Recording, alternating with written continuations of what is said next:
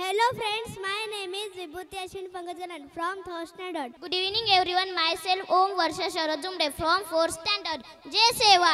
जय सेवा ये क्या है? हम गोंडी लोग ऐसे ही बोलते हैं। गोंडी मतलब क्या होता है? गोंडी मतलब मूल निवासी और हम भारत के पहले लोग हैं। हम प्रकृति को मानते हैं। पाखरान संगोगात गीत, नदी नाल्याचे आहे संगीत, जंगलाचा मी रखवासी, या देशाचा मी मूल्यवासी। आप सुरक्षित तो जंगल सुरक्षित, जंगल सुरक्षित तो पर्यावरण सुरक्षित, पर्यावरण सुरक्षित तो जग सुरक्षित। ऐसा एक गोंडी नृत्य लेकर आ रहे हैं 4th स्टैंडर्ड के स्टूडेंट।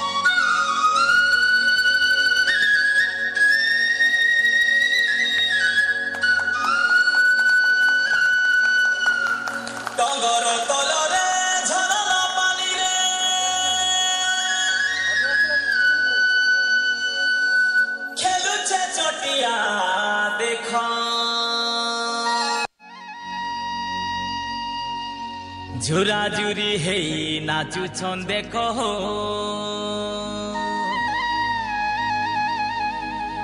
जंगले जंगली लोक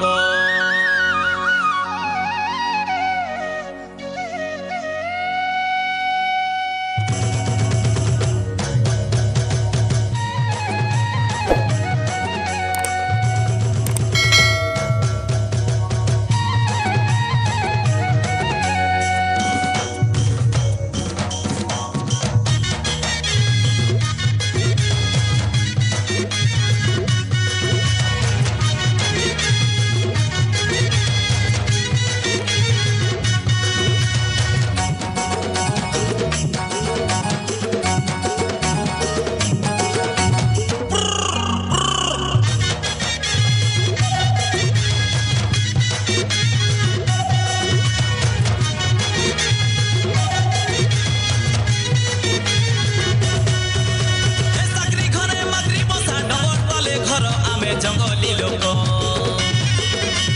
साकरी घरे माकरी बसा डबर तले घर आमे जंगली लोक साकरी घरे माकरी बसा डबर तले घर आमे जंगली लोक साकरी घरे माकरी बसा डबर तले घर आमे जंगली लोक चे चे चे चे केरो चे चे रे चटिया को केरो चे माई कुकुरा चे चे चे चे केरो चे चे रे चटिया को केरो चे माई कुकुरा धनरे आ देखुआ